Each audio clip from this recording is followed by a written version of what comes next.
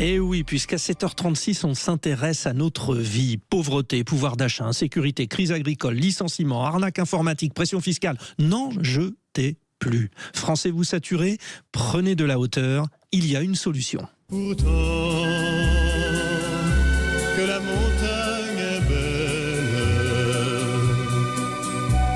comment peut-on s'imaginer en voyant un vol d'hirondelles que l'automne vient d'arriver? Et oui, au moment où je vous parle, nos stations de sport d'hiver affichent complet. La montagne fait le plein de vacanciers, tout va bien. Mais comment font-ils tous pour s'offrir une semaine dans ce paradis naturel avec une fondue à 30 € pièce, un forfait remontée mécanique qui concurrence les péages d'autoroute qui eux-mêmes se goinfrent chaque année toujours plus. Les vacanciers s'agglutinent dans des locations certes souvent étroites mais onéreuses. Ils se garent dans des parkings payants à gogo, déposent dans leur chariot une plaquette de beurre qui flambe dans le rayon des produits de première nécessité surinflationnistes, des supérettes logées tout là-haut livrées par des camions au déplacement toujours plus compliqué. Des familles entières y passent Noël et le jour de l'an. Le taux d'occupation cette année des hébergements payants s'élève à 81%.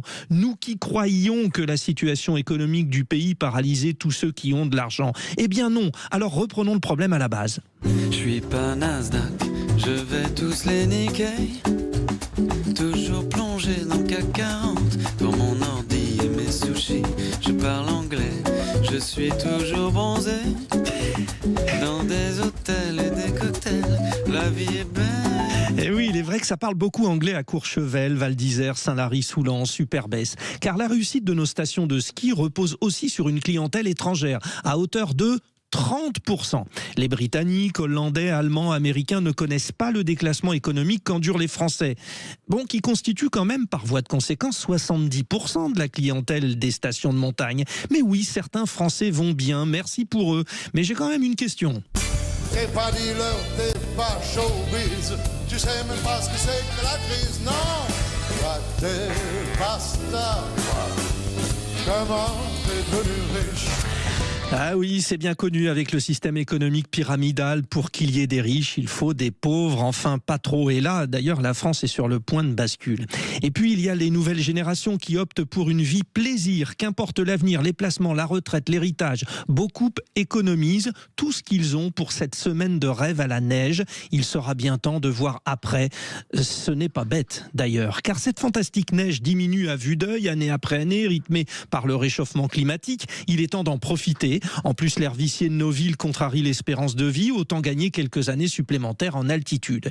Et puis allez, il y a la guerre, la violence, les accidents. Profitons, même si c'est risqué, quitte à redescendre des stations à poil, à pied, à même le froid de ces sommets étoilés. En plus, vous en aurez 3 des étoiles si vous avez bien skié.